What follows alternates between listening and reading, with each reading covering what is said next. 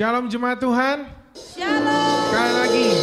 Shalom jemaat Tuhan. Shalom. Mari kita menyembah dan memuji Tuhan pagi hari ini.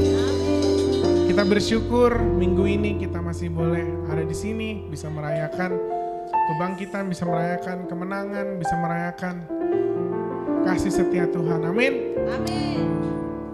Haleluya. Mari sama-sama kita berdoa, bentukkan kepala.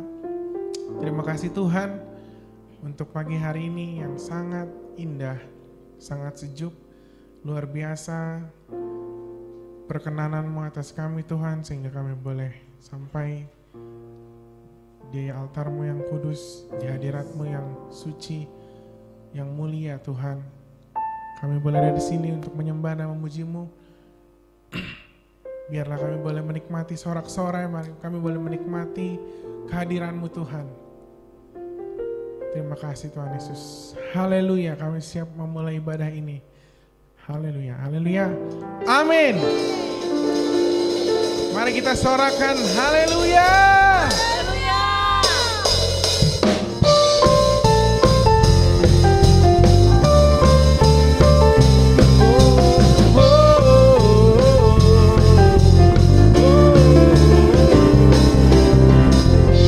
Yesus, Kau kekuatan di hidupku, takkan gentar langkahku. Kau kata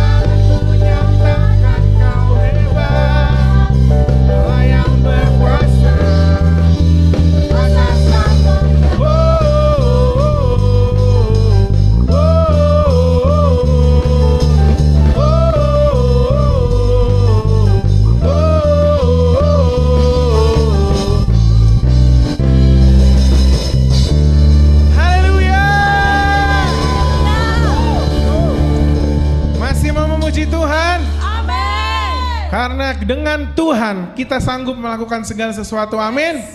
Amin.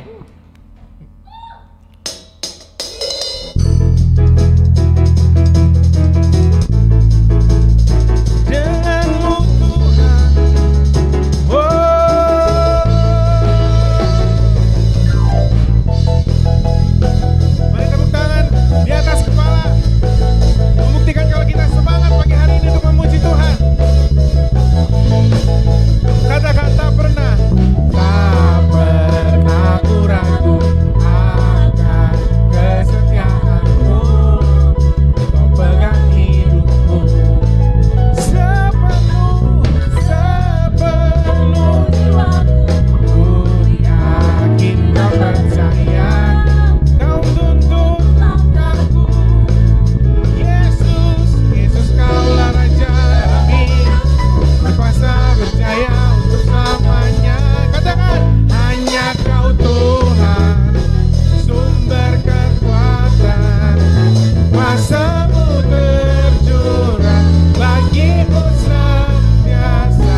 Denganmu Tuhan, bukan berjalan dari kemuliaan sampai kemuliaan selamanya. Haleluya.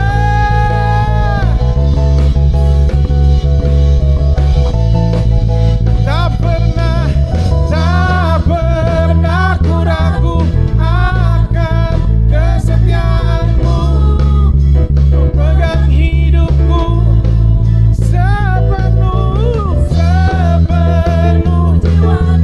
Ku yakin dan percaya.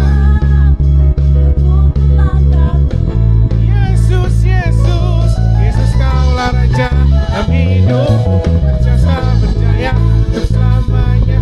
Yesus kaulah Raja dalam hidupku. Berkuasa berjaya untuk selamanya. Katakan, hanya Kau Tuhan, sumber kekuatan. Kuasa-Mu tercurah bagiku senantiasa. Denganmu Tuhan, bukan berjalan dari kemuliaan sampai ke denganmu. Hanya Kau Tuhan, sumber kekuatan. Kuasa-Mu tercurah bagiku senang. Denganmu Tuhan, oh, bukan berjalan dari kemuliaan sampai kemuliaan selamanya.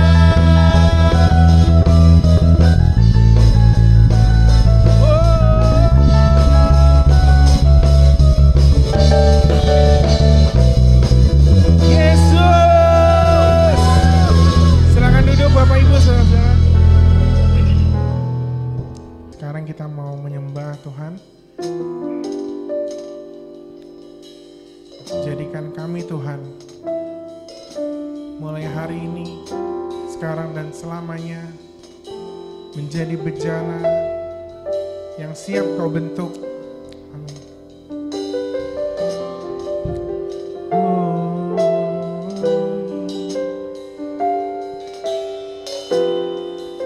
Katakan kekuatan di jiwaku. Kekuatan di jiwaku. Ketenangan di hatiku. Ada dalam hadirat-Mu ku menyembah.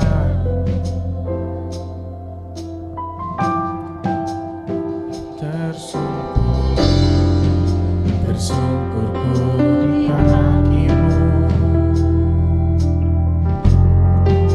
Rasakan hadirat-Mu. Takkan ku melepaskan-Mu, Kau cahaya bagiku. Mengiring-Mu seumur hidupku. masuk dalam rencanamu Bapa. Pikiranku, kehendakku, ku serahkan padamu. Harapanku hanya di dalam-Mu. Ku kan teguh bersama-Mu Tuhan. Jadikan ku bejana-Mu untuk memuliakan-Mu.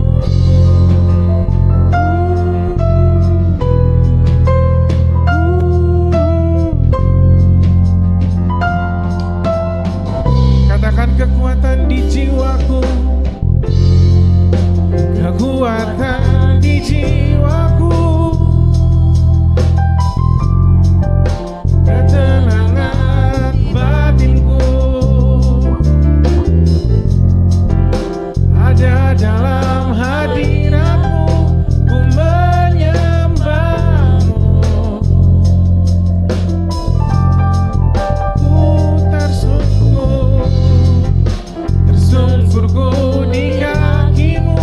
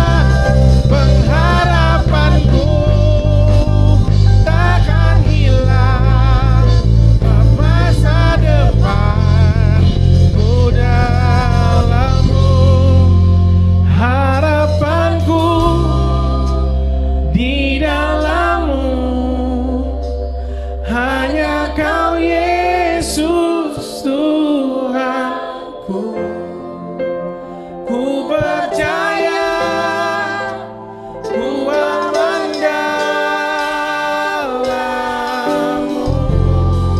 Katakan harapanku, harapanku di dalam-Mu. Hanya Kau Yesus Tuhanku. Ku percaya, ku aman dalam-Mu. Harapanku, harapanku di dalam-Mu. Hanya Kau Yesus Tuhanku. Ku percaya, ku aman dalam-Mu. Ku percaya, ku aman. Ku percaya, ku aman dalam-Mu. Ku percaya, ku aman. Ku percaya, ku aman dalam-Mu.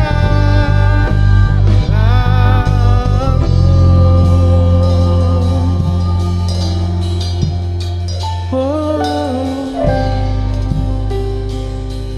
Jesus, takkan pernah cukup, takkan pernah puas. Kami akan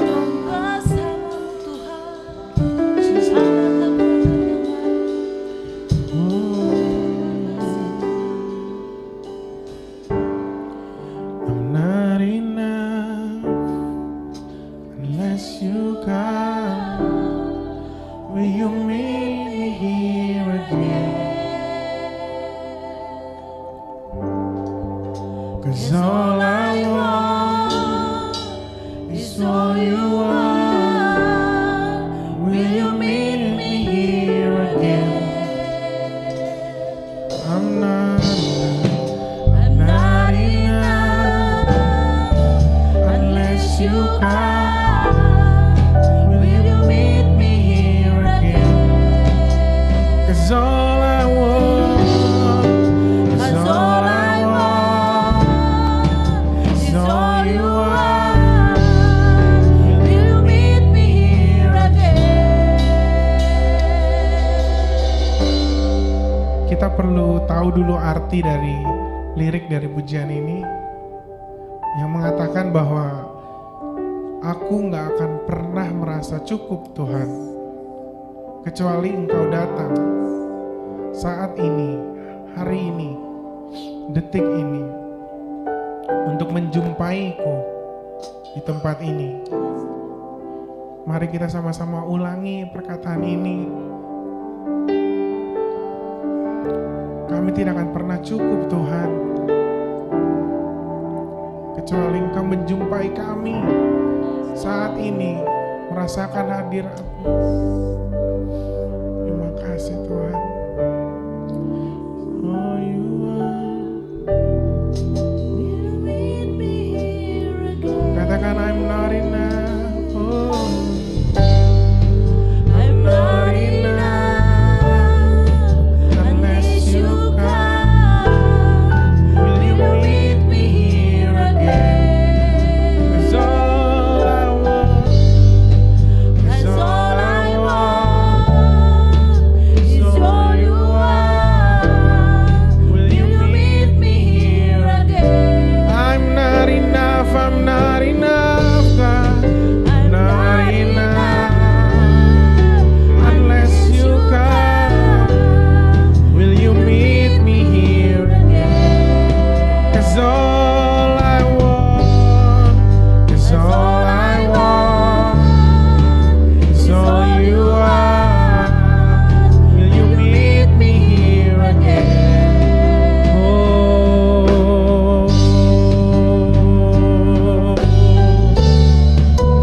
tidak sedetik pun Tuhan, tidak semenit pun Engkau akan meninggalkan kami. Engkau akan berada tetap di sini Tuhan.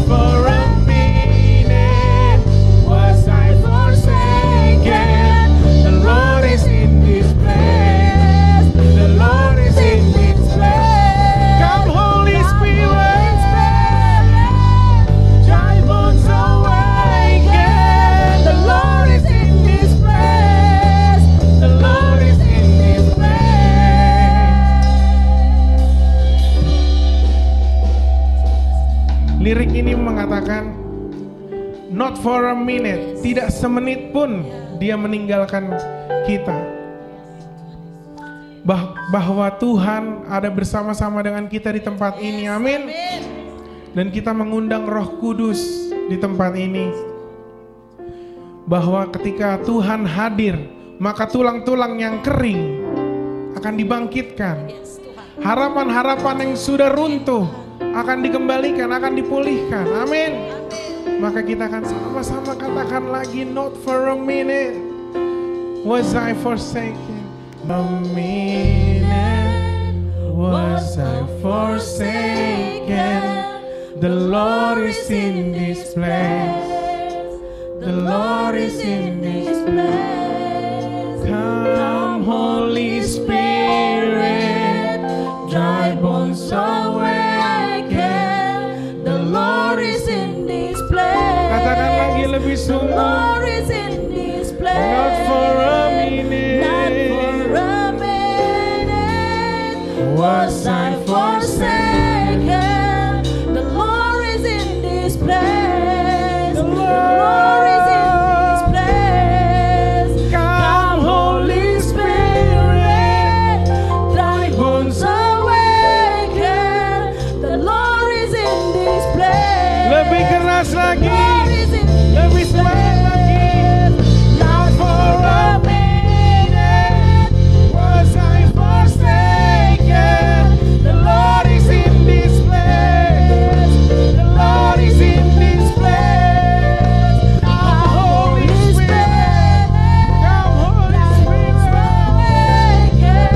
The Lord is in this place. The Lord is in this place. Oh,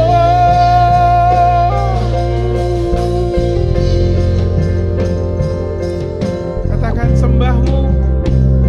Haleluya.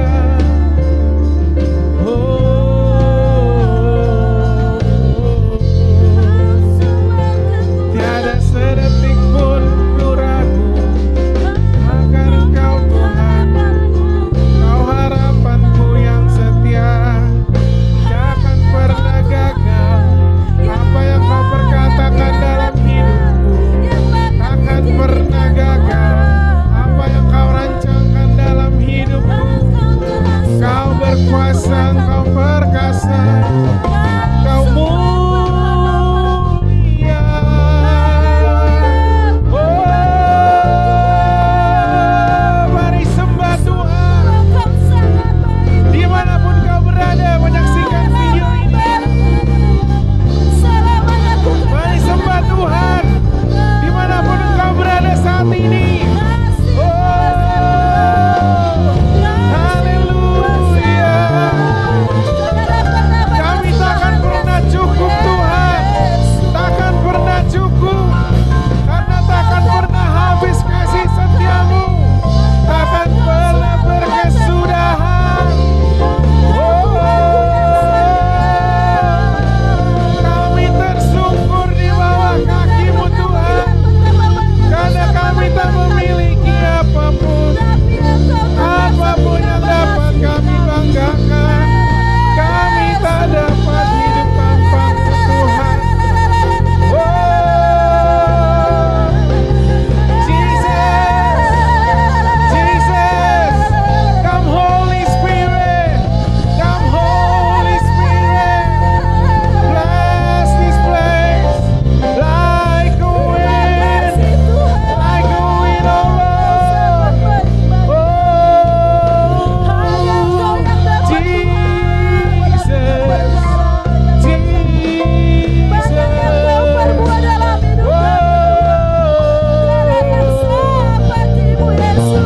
we are not enough, Lord. We are not enough, Lord. Terima kasih Tuhan.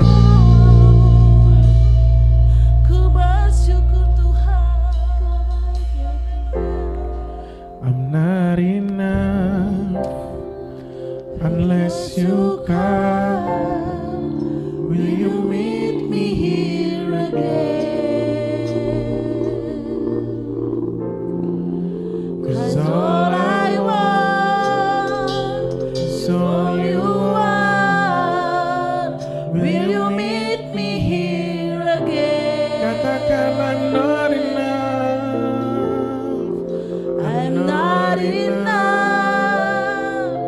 Unless you come, will you meet me here again? 'Cause all I want, 'Cause all I want is all you are.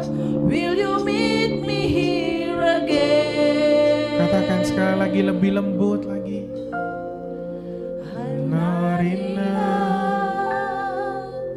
Unless you come, Will you meet me here again? 'Cause all I want, That's all I want, is all you are. Will you meet me here again? terima kasih Tuhan. Terima kasih Tuhan Yesus. Kami yakin Engkau bersama-sama dengan kami. Karena Engkau adalah Immanuel. Immanuel, Engkau beserta dengan kami. Kami datang Tuhan, dan kami menyembah-Mu, dan kami siap mendengarkan firman-Mu. Oh, Jesus.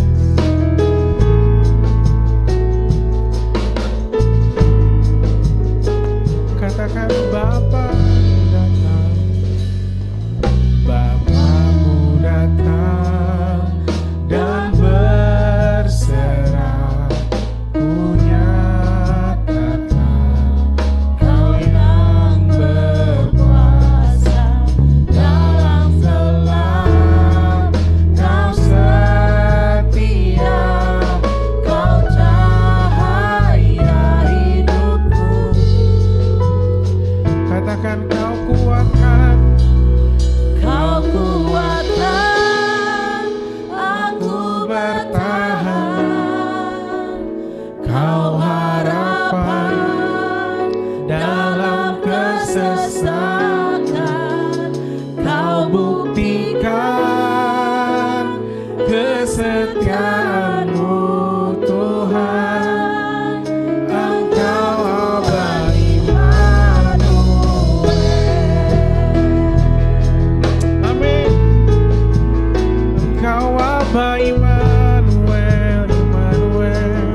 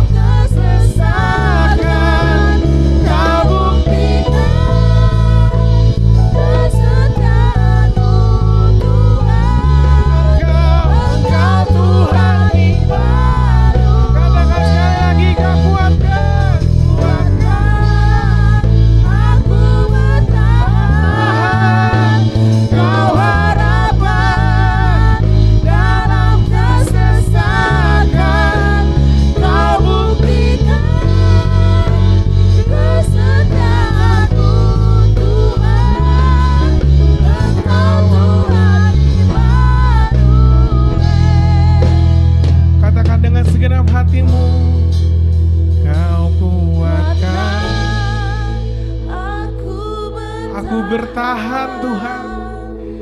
Kau harapan dalam kesesatan.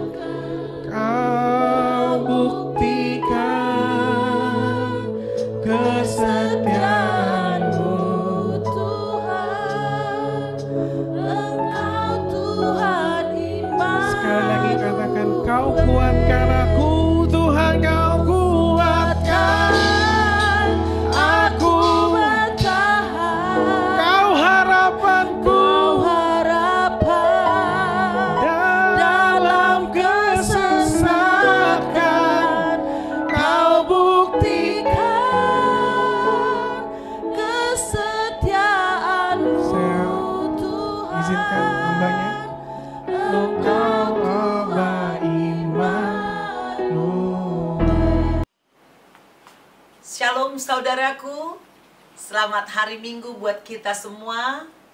Mengikuti aturan pemerintah, sekarang kita ibadah di rumah kita masing-masing. Maka kita tidak lagi dalam bentuk live streaming buat sementara untuk menaati protokol kesehatan yang dianjurkan pemerintah kita. Kita harus turut mendukung apa yang sudah dilakukan pemerintah demi kebaikan kita bersama. Mari saudaraku, kita bersatu di dalam doa sebelum firman Tuhan ini. Terima kasih Bapa di surga atas ibadah yang Kau anugerahkan kepada kami saat ini. Kami tetap bersuka cita dimanapun kami berada, karena kami tahu Engkau sanggup menjangkau kami. Urapi lidah bibir hamba-Mu untuk menaburkan kebenaran, dan biar kebenaran ini memerdekakan, menyembuhkan setiap orang yang mendengarkannya. Kami sambut firman-Mu dengan pertolongan Roh Kudus. Dalam nama Tuhan Yesus, kami sambut, kami terima firman Tuhan. Amin. Saudara yang dikasihi Tuhan Yesus, gereja kita memberikan tema, yaitu mengajarkan kebenaran di dalam keluarga. Mengapa penting mengajarkan kebenaran di keluarga? Karena kebenaran harus terus diperkatakan, dipertahankan, diajarkan dalam keluarga, supaya seluruh keluarga memahami pentingnya hidup di dalam kebenaran yang bermanfaat untuk kita dan anak cucu kita. Saudaraku, apakah itu kebenaran? Dikatakan di dalam Alkitab, kebenaran itu adalah Yesus sendiri. Di Yohanes 14 ayat 6 kita ketahui, Akulah jalan kebenaran dan hidup. Nah, Yesus itu adalah kebenaran. Lalu juga dikatakan Roh Kudus adalah penolong dalam roh kebenaran. Itu di Yohanes 14 ayat 17. Demikian juga firman-Mu adalah kebenaran. Alkitab ini adalah kebenaran. Di Yohanes 17 ayat 17. Saudaraku, apa arti kebenaran? Artinya, kebenaran tentang Tuhan itu harus kita ketahui bahwa itu adalah Alkitab, adalah wahyu Tuhan. Perkataan yang tidak mungkin salah. Perkataan Tuhan yang benar, sesuai dengan fakta, autentik, akurat, dapat dipercaya, dan bertentangan dengan kesalahan. Jadi, semua manusia harus mengetahui kebenaran. Kebenaran ini hanya dapat ditemui di dalam Alkitab. Demikian saudaraku. Nah,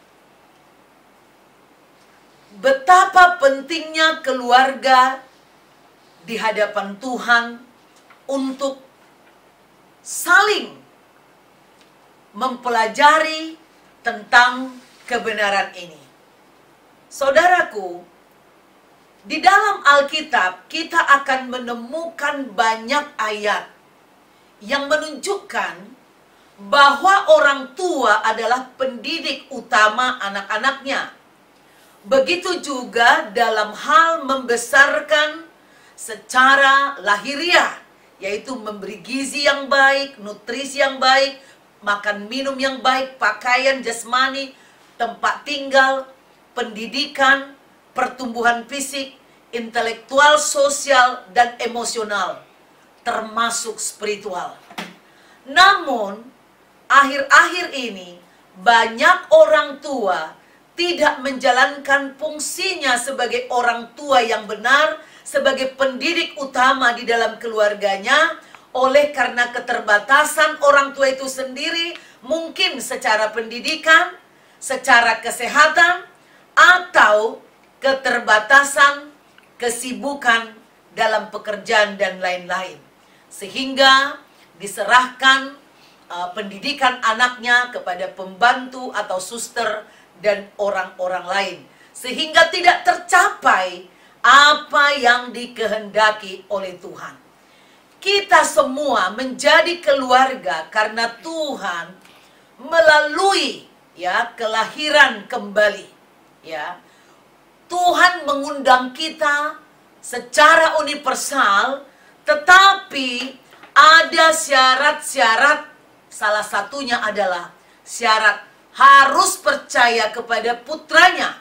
Oleh karena itu saudaraku, kita tidak boleh hanya semata-mata mati-matian mengajarkan anak kita tentang bagaimana hidup di dunia ini agar bisa lebih sukses.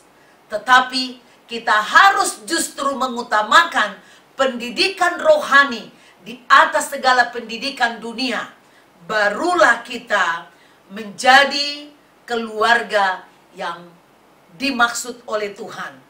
Oleh karena itu betapa pentingnya kita mendirikan atau mengajarkan kebenaran itu sendiri bagi keluarga kita, bagi anak-anak kita, supaya kehidupan kita di dunia bisa berlanjut kembali, ketemu nanti kita di sorga bersama anak-anak kita. Kebenaran tidak bisa cukup, yang penting saya ngerti. Karena kebenaran ini menyelamatkan. Dan keselamatan ditujukan Tuhan bukan kepada perorangan saja. Keselamatan ini ditujukan Tuhan untuk seluruh keluarga. Nah, saudaraku, bagaimana caranya agar seluruh keluarga kita mengalami keselamatan, mengerti kebenaran? Kita lihat dulu di kitab Ulangan 6. Kitab Ulangan 6 ayat 4. Kitab Ulangan 6 ayat 4 sampai 9. Saya bacakan buat saudara. Dengarlah hai Israel, Tuhan itu Elohim kita, Tuhan itu Esa. Kasihilah Tuhan Elohimmu dengan segenap hatimu dan dengan segenap jiwamu dan dengan segenap kekuatanmu. Apa yang kuperintahkan kepadamu pada hari ini haruslah engkau perhatikan. Haruslah engkau mengajarkannya berulang-ulang kepada anak-anakmu dan membicarakannya apabila engkau duduk di rumahmu, apabila engkau sedang dalam perjalanan, apabila engkau berbaring, dan apabila engkau bangun. Haruslah juga engkau mengikatkannya sebagai tanda pada tanganmu, dan haruslah itu menjadi lambang di dahimu, dan haruslah engkau menuliskannya pada tiang pintu rumahmu dan pada pintu gerbangmu. Saudaraku, firman Tuhan ini mengatakan, setiap saat kita harus mengajarkan cinta kepada Tuhan, kasih kepada Tuhan terhadap anak cucu kita. Dimanapun kita berada, apapun kegiatan kita, kita tidak bisa lepas dari mengajarkan kebenaran ini kepada anak-anak kita. Maka kita tidak bisa mempercayakan pendidikan rohani anak kita hanya kepada gereja atau guru sekolah minggu, ataupun kepada pendidikan-pendidikan lainnya seperti di sekolah. Di sekolah memiliki keterbatasan, dibingkai dalam waktu seperti semester. ada libur dan segala macam. Tetapi di keluarga kita dikatakan, tadi engkau harus mengajarkannya apabila engkau duduk di rumahmu, berjalan atau berbaring atau bangun. Dan kebenaran ini saudaraku, pertama-tama juga sebagai orang tua, kita harus menerapkannya dalam hidup kita. Kita tidak bisa asal bicara, asal menasihati. Zaman dulu banyak saya dengar orang tua, nih, bapak nih jangan lihat bapak, tapi lihatlah apa yang saya ajarkan. Oh, jangan lihat apa yang dikasih, yang dibuat pendeta, tapi yang diucapkannya. Itu salah. Setiap pengajar, termasuk orang tua, harus benar-benar menjadi pelaku firman Tuhan.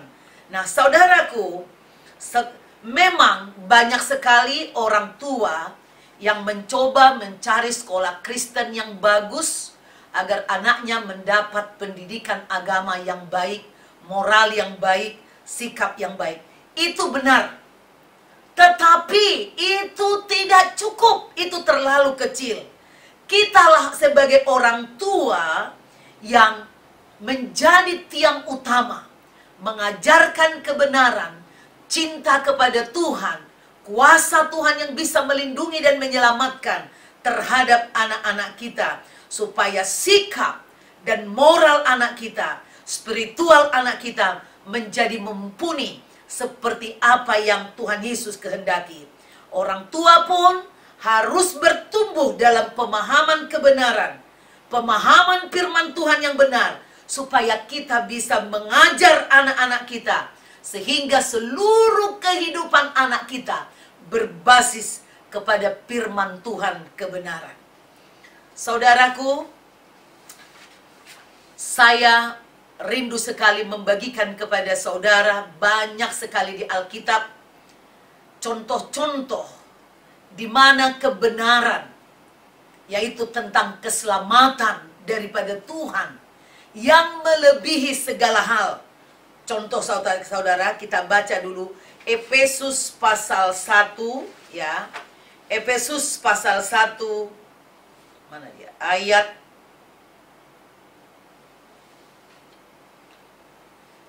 4 sampai 7 saya bacakan kepada saudara. Sebab di dalam Dia, maksudnya Yesus, Bapa telah memilih kita sebelum dunia dijadikan, supaya kita kudus dan tak bercacat di hadapannya.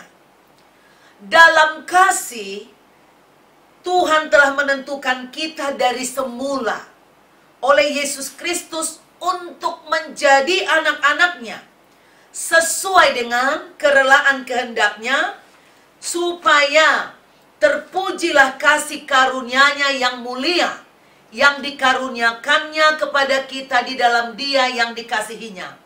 Sebab di dalam Dia dan oleh darahnya kita beroleh penebusan, yaitu pengampunan dosa, menurut kekayaan kasih karunia-Nya yang dilimpahkannya kepada kita dalam segala hikmat dan pengertian. Sebab Ia telah menyatakan rahasia kehendaknya kepada kita, sesuai dengan rencana kerelaannya, yaitu rencana kerelaan yang dari semula telah ditetapkannya di dalam Kristus Yesus. Saudaraku, saya mau beritahu kepada saudara bahwa dari sejak semula kita sudah dipilih sebelum dunia dijadikan. Kita dikehendaki supaya kudus dan tak bercacat, karena melalui kasih-Nya, yaitu pengorbanan Yesus Kristus, kita yang percaya, yang memberi diri dibaptis, kita menjadi anak-anak-Nya. Kita dipilih supaya di mana Yesus berada, di sana juga kita berada. Inilah kehendaknya yang luar biasa. Tuhan tidak menghendaki kita binasa, tetapi kita diingini terberkati, berkelimpahan dalam kehidupan. Oleh karena itu saya bukakan buat saudara betapa Tuhan menghendaki kebahagiaan kita, keselamatan bukan hanya untuk kita, tetapi juga keluarga kita. Oleh sebab itu, setiap orang tua atau anak pun saudara, peranan saudara dalam keluarga, wajiblah hukumnya kita memberitakan keselamatan di dalam keluarga kita, membawa keluarga kita kepada Tuhan. Saya bacakan lagi Kejadian 7 ayat 1, saudaraku. Hari ini kita akan kita akan di rumah nih masing-masing. Tolong diperhatikan, diulang-ulang nanti saudaraku. Di Kejadian 7 ayat 1 dikatakan seperti ini. Lalu berfirmanlah Tuhan kepada Nuh, masuklah ke dalam bahtera itu, engkau dan seisi rumahmu. Sebab engkaulah yang kulihat benar di hadapanku di antara orang zaman ini. Saudaraku, kita lihat bagaimana Tuhan merancang keselamatan itu untuk keluarga. Bukan hanya Nuh, tetapi juga anak-anaknya dan juga bahkan mantu-mantunya.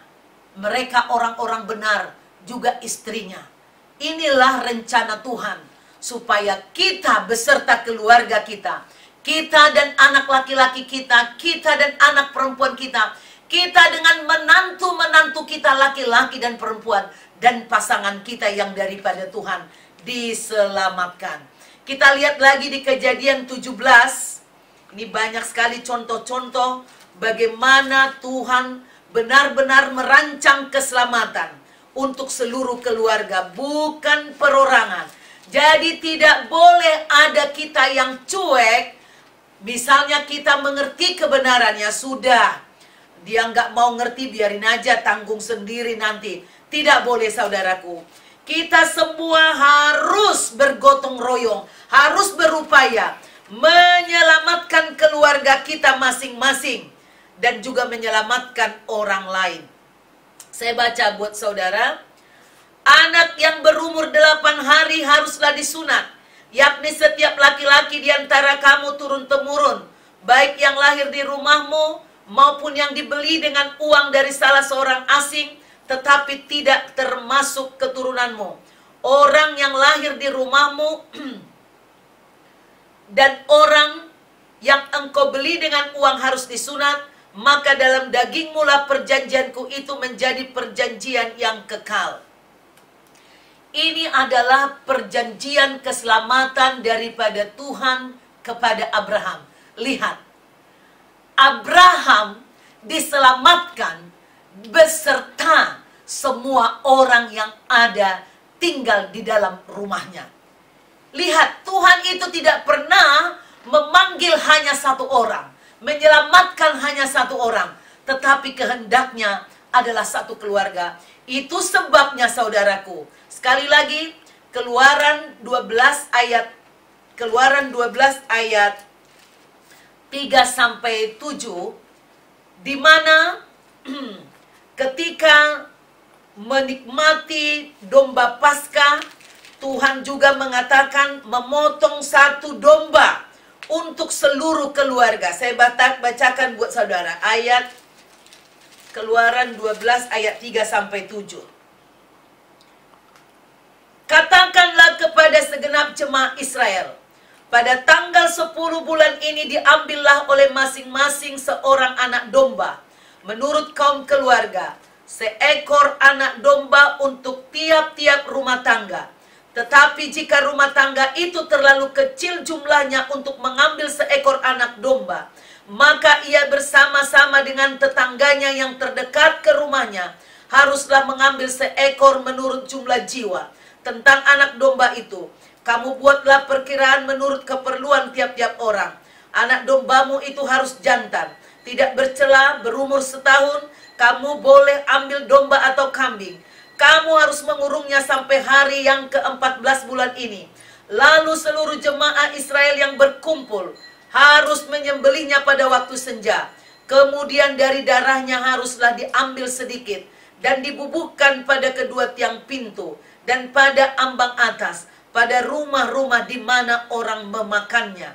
Nah, saudaraku, betapa pentingnya para orang tua atau siapapun yang sudah terpanggil duluan diselamatkan dalam keluarga, harus bertanggung jawab membawa keluarganya, istrinya atau suaminya, anak laki-lakinya atau anak perempuannya, bahkan para menantu dan cucunya untuk diselamatkan oleh Tuhan. Bukan hanya juga sekedar selamat, kita harus bersama keluarga kita melayani Tuhan. Banyak sekali saudaraku, ada juga di Bilangan 18 ayat 1, nanti saudara baca. Saya kasih contoh-contoh aja di Perjanjian Lama supaya waktu kita lebih singkat. Di Bilangan 18 ayat 1 dikatakan, Tuhan memilih satu suku Lewi untuk menjadi jabatan imam. Tetapi satu suku maksudnya bukan hanya satu suku, tapi juga satu keluarga. Nah, Tuhan menghendaki bukan hanya ayah atau ibu saja yang menjadi majelis gereja, pekerja gereja, pelayan gereja, yang berdoa, yang melayani Tuhan. Tetapi seorang ayah bertanggung jawab mendidik anak-anaknya untuk membawa istri dan anak-anaknya melayani Tuhan. Itu saudaraku. Maka di 18 ayat 1, Tuhan berfirman kepada Harun, engkau ini dan anak-anakmu beserta seluruh sukumu haruslah menanggung akibat setiap kesalahan terhadap tempat kudus. Sedang hanya engkau beserta anak-anakmu lah yang harus menanggung akibat setiap kesalahan yang dilakukan dalam jabatanmu sebagai imam. Nah, saudaraku, ini menunjukkan suami-suami sebagai imam di dalam keluarga, ataupun para istri menjadi penolong imam, wajib membawa anak-anak mereka juga menjadi pelayan-pelayan Tuhan. Jadi tidak sekedar percaya. Oleh karena itu seorang Kristen yang benar, dia harus membaca Alkitab, dia harus mempelajari, bila perlu menghafal, lalu kemudian menghidupi firman itu, dan kemudian mengajarkannya kepada anak-anaknya, kepada lingkungan keluarga besarnya, dan kepada sahabat-sahabatnya atau kepada tetangganya. Saudaraku, kita lihat juga di Yosua 2 ayat 19 dan Yosua 6 ayat 17. Ketika Rahab, seorang sundal yang telah menolong para pengintai dari Israel, datang, dia beroleh selamat. Janji Tuhan melalui para pengintai ini, dia diselamatkan beserta seisi keluarganya. Di 2 Samuel 6 ayat 11. Ini adalah ayat yang sangat populer. 2 Samuel 6 ayat 11. Seluruh keluarga Obed-Edom, orang Gad, mendapat berkat oleh karena mereka mengasihi Tuhan dengan adanya tabut di rumah mereka, menerima tabut itu di rumah mereka. Lihat saudaraku, ketika tabut Tuhan ada di rumahmu, penyembahan kepada Tuhan di rumahmu, engkau dan seisi keluargamu mendapat berkat. Di Ulangan 12 ayat 7 dan Ulangan 14 ayat 26. Dikatakan bahwa seisi keluargamu akan bersukaria. Gak pernah dikatakan sendiri kau seorang, tapi seisi keluargamu akan bersukaria dan bersukacita. Lalu di Perjanjian Baru, saya bukakan untuk saudara Lukas 19 ayat 9. Kata Yesus kepadanya, ini kepada Sakeus, hari ini telah terjadi keselamatan kepada rumah ini, karena orang ini pun anak Abraham. Sebab anak manusia datang untuk mencari dan menyelamatkan yang hilang. Saudaraku, ketika Yesus lewat dekat Jeriko, Sakeus ingin tahu, dia memanjat satu pohon. Dia sendiri. Lalu Yesus mendekatinya. Gara-gara iman Sakeus, Yesus berfirman, engkau dan seisi rumahmu menerima keselamatan. Lihat, Tuhan ingin engkau beserta istrimu, suamimu, dan anak-anakmu diselamatkan. Jangan bercerai. Jangan memilih jalan yang dipilih oleh dunia ini. Jangan ada di antaramu yang menjadi orang-orang LGBT, lesbian, gay, LGBT, biseksual, ataupun transgender. Tuhan mendirikan rumah tangga dari awal, satu suami, satu istri, dan dikatakan untuk melahirkan anak-anak. Sehingga rumah tangga yang dikehendaki Tuhan adalah terdiri dari satu laki-laki, satu perempuan. Maka kekristenan tidak menerima, tidak setuju dengan pernikahan LGBT. Menolak itu semua. Alkitab mengatakan jelas janji Tuhan, satu laki-laki, satu perempuan. Nah, inilah kebenaran ini harus terus diajarkan orang tua kepada anak-anak. Tidak boleh kita cuek. Anak kita kalau bersikap lain dari gendernya, kita harus betulkan. Roh Tuhan sanggup. Meskipun dari lahir kita lihat ada perbedaan, orang tua tidak boleh lalai. Harus diluruskan. Dikasih tahu firman itu kepada anak-anaknya, saudaraku. Kemudian saudaraku, di kisah di kitab Yohanes 4 ayat 53. Ketika anak daripada pegawai istana disembuhkan oleh Tuhan, Yesus mengatakan, pergilah, anakmu sudah hidup. Dan ketika masih di tengah jalan, hamba-hambanya mengatakan bahwa anaknya itu sudah hidup. Lalu ia pun dan seluruh keluarganya percaya. Nah, ingat ini.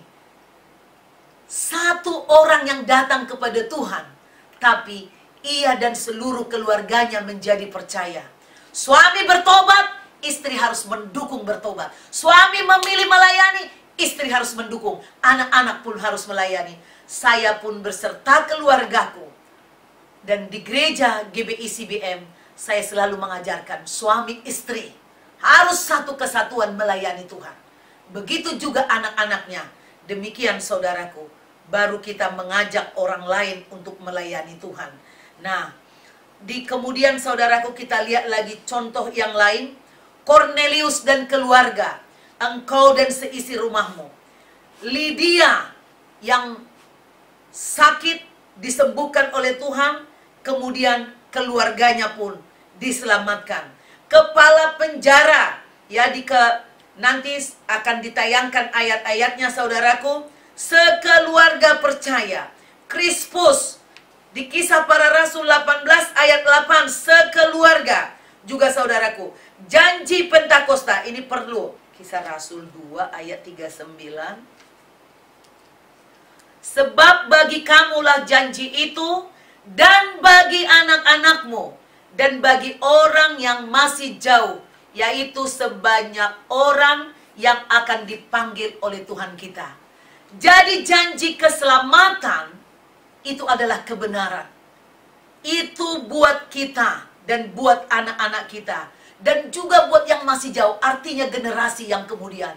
Maka kita tidak boleh bosan, tidak boleh berhenti, tidak boleh merasa capek, tidak boleh merasa cukup untuk terus mengulang-ulang mengajarkan firman kebenaran kepada anak-anak kita, supaya anak-anak kita mengasihi Tuhan, mencari Tuhan, tidak henti-hentinya membaca Alkitab ini, tidak henti-hentinya berdoa, tidak henti-hentinya berpuasa, tidak henti-hentinya melakukan kebaikan-kebaikan, saudaraku.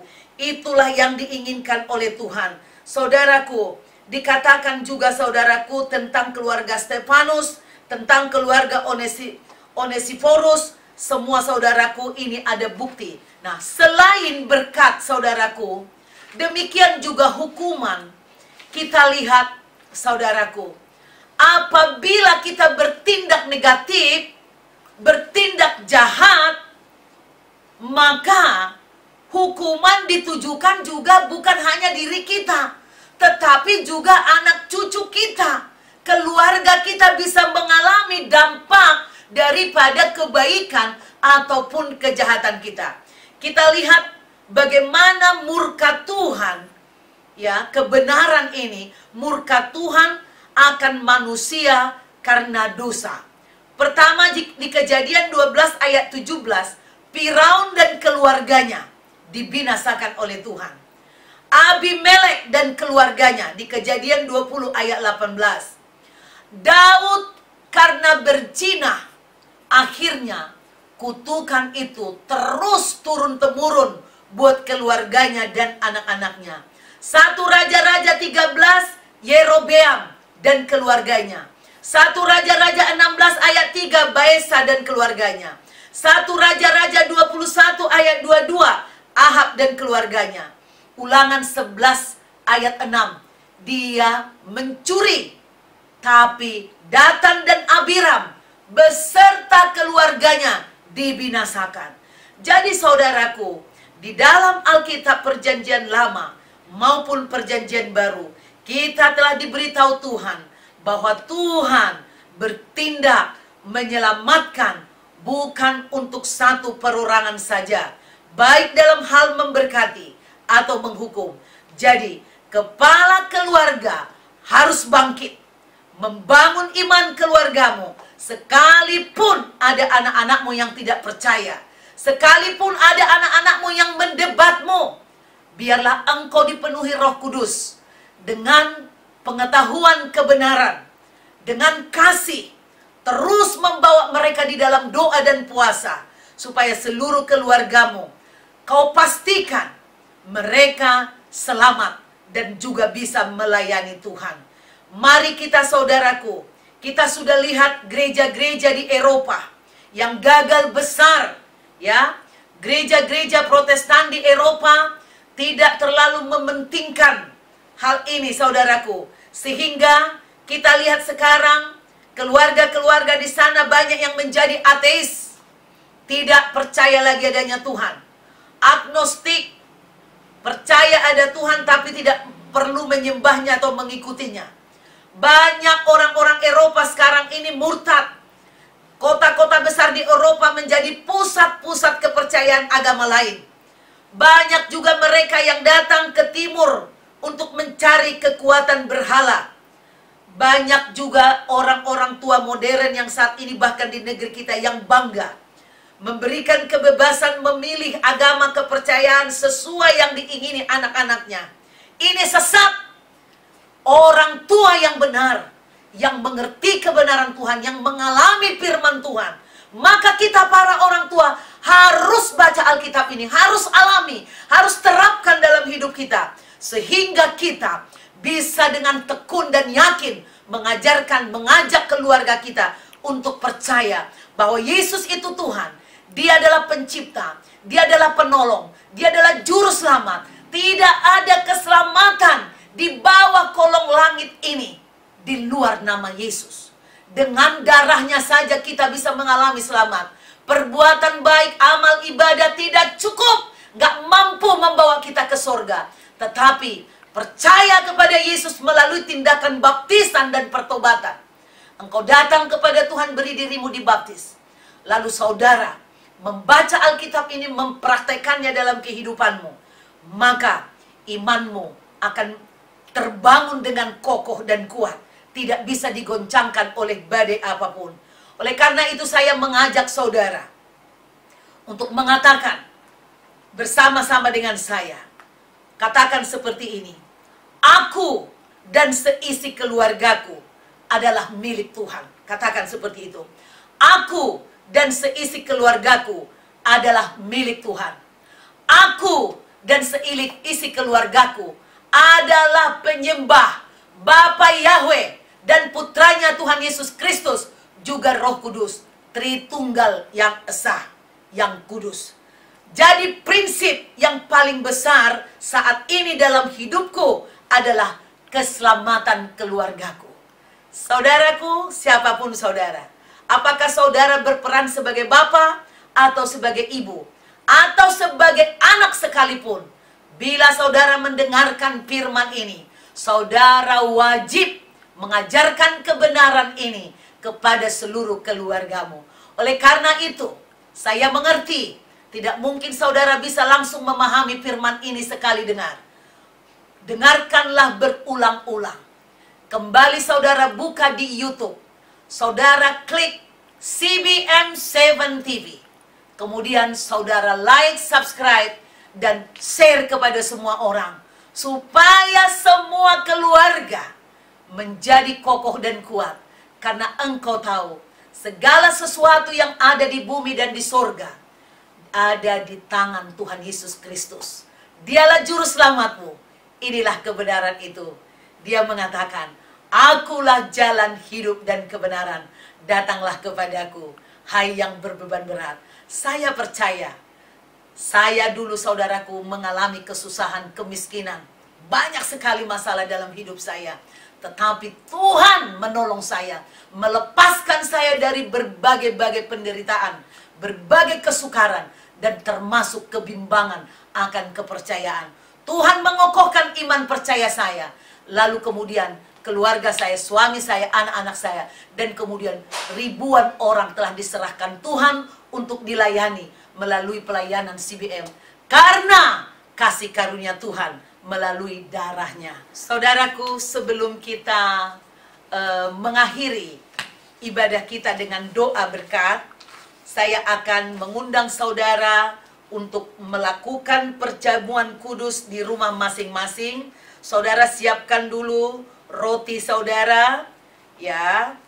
Silahkan bagikan kepada keluarga masing-masing. Di rumah saya juga, silahkan papi membagikan kepada anak-anak. Semua kalau sudah siap, kita akan mengangkat roti di tangan kanan kita. Dan mari saudara mendengarkan baik-baik firman Tuhan ini.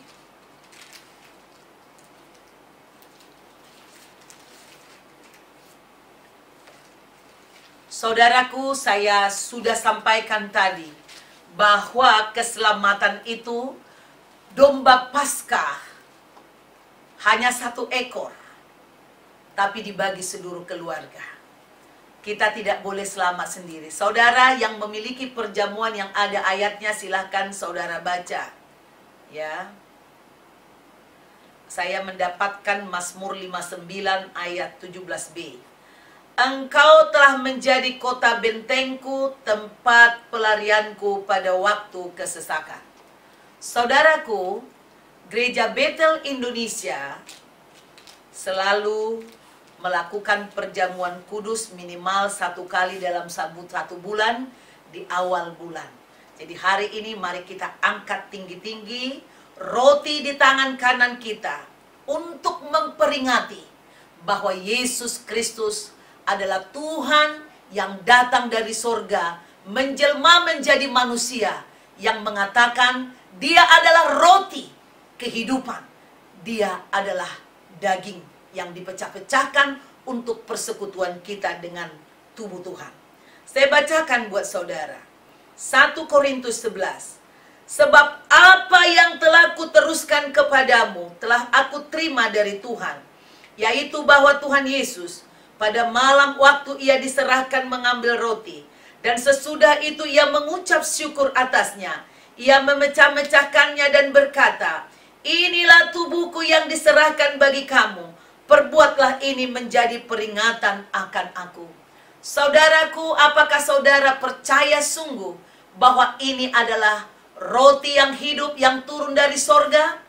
Jika saudara percaya, mari sama-sama katakan, aku percaya. Inilah roti yang hidup, yang turun dari sorga. Inilah tubuh Tuhan Yesus Kristus, yang dipecah-pecahkan untuk persekutuan kami dengan tubuh Tuhan. Tubuh Tuhan sudah menanggung semua sengsara yang harus kami tanggung di kayu salib. Tubuhnya sudah menggenapi segala tuntutan hukum.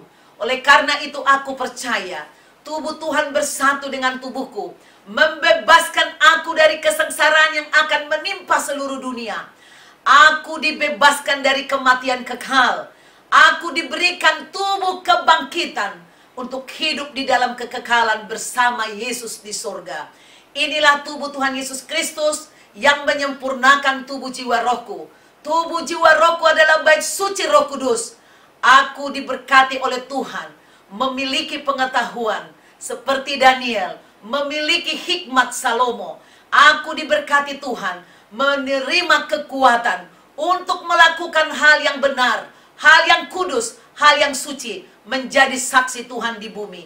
Inilah tubuh Tuhan Yesus Kristus yang penuh kuasa dan mujizat, yang dipecah-pecahkan untuk persekutuanku dengan tubuh Tuhan. Makanlah tubuh Tuhan Yesus Kristus.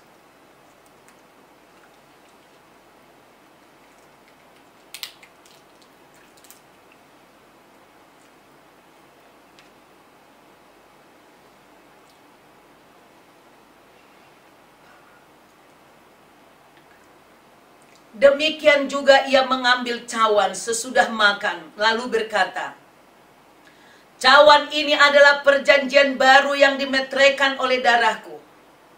Perbuatlah ini setiap kali kamu meminumnya menjadi peringatan akan aku. Sebab setiap kali kamu makan roti ini dan minum cawan ini, kamu memberitakan kematian Tuhan sampai ia datang. Saudaraku, apakah engkau percaya bahwa Yesus Kristus benar-benar mati di kayu salib untuk mencurahkan darahnya bagi pengampunan dosamu? Amin. Jika saudara percaya, mari angkat tinggi-tinggi anggur ini. Katakan bersama dengan saya, aku percaya bahwa Yesus Kristus benar-benar mati di kayu salib. Kepalanya dimahkotai duri, tangan dan kakinya dipaku, lambungnya ditikam. Darah Yesus mengalir dari sekujur tubuhnya. Darah itu juga mengalir ke tanah, menguduskan tanah. Sehingga apa yang kami makan dari tanah sudah dikuduskan oleh Tuhan. Darah Yesus Kristus membebaskan kami dari penghukuman kekal, membebaskan kami dari kematian, membebaskan kami dari tuntutan dosa. Oleh darah Yesus, kami dijadikan sebagai anak-anak kerajaan surga. Kami adalah anak-anak Tuhan yang maha tinggi. Oleh darah Yesus, kami diberi kuasa menjadi anak-anak Tuhan. Diberi kuasa untuk mengusir setan, menyembuhkan penyakit, membangkitkan orang mati, melakukan mujizat. Oleh kuasa darah Yesus, kami diberi keberanian untuk bersaksi bahwa Yesus Kristus adalah Tuhan. Tidak ada keselamatan di luar Tuhan, di seluruh bumi ataupun di bawah kolong langit. Oleh darah Yesus, maka doa-doa kami dikabulkan. Kami percaya kami akan berjumpa dengan Tuhan di awan-awan. Kami tolak segala sengsara dan maut. Kami tolak segala kutuk kemiskinan, kutuk penderitaan, kutuk sakit penyakit. Kami percaya darah Yesus mengabulkan doa kami. Oleh darah Yesus, doa-doa kami dikabulkan. Saudara, minumlah, inilah darah Tuhan Yesus Kristus yang penuh kuasa dan mujizat.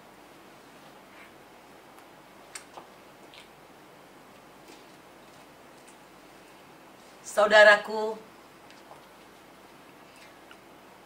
jika engkau sudah memakan tubuh Tuhan dan minum darah Tuhan, percayalah, minta ampun secara pribadi, secara sungguh. Apa dosa-dosa yang sering kau lakukan dalam hidupmu? Kau minta ampun. Sebab Tuhan mengatakan, doamu dikabulkan. Mintalah karena Dia murah hati. Dia pengampun dan penyayang. Tuhan tidak menghendaki engkau dihukum. Tuhan menghendaki pertobatan daripada orang-orang berdosa. Jika engkau sungguh-sungguh mengakui dosamu, muak akan dosamu, tinggalkan dosamu itu. Ampuni orang yang berbuat jahat kepadamu. Lakukanlah hal yang baik dan benar dalam kehidupanmu. Maka Tuhan memberkati engkau dan mengabulkan doamu. Kita akan mengakhiri ibadah kita ini, saudaraku. Angkatlah tanganmu. Terimalah berkat daripada Tuhan. Tuhan telah berfirman kepadamu supaya engkau mengasihi Tuhan Elohimmu. Ajarkanlah itu kepada anak-anakmu, juga kepada keturunan yang masih jauh, anak cucu. Biarlah firman itu menjadi kekuatan dan terang di saat engkau berjalan dalam kehidupan ini. Meski banyak tantangan dalam kehidupan ini, Tuhan akan meluputkan engkau dari segala kesengsaraan yang akan menimpa seluruh dunia. Terimalah berkatnya. Tuhan memberkati engkau. Tuhan melindungi engkau dan keluargamu. Tuhan menghadapkan wajahnya kepadamu memberikan engkau kasih karunia. Tuhan menyinari engkau dengan wajahnya dan memberi engkau damai sejahtera yang melampaui segala akal dan pikiranmu. Engkau menerima berkat sukacita, damai sejahtera hari ini sampai Yesus datang kedua kalinya untuk menjemput kita di awan-awan permai di akhir zaman. Dalam nama Tuhan Yesus HaMasiah, mari yang percaya katakan, amin, amin, amin.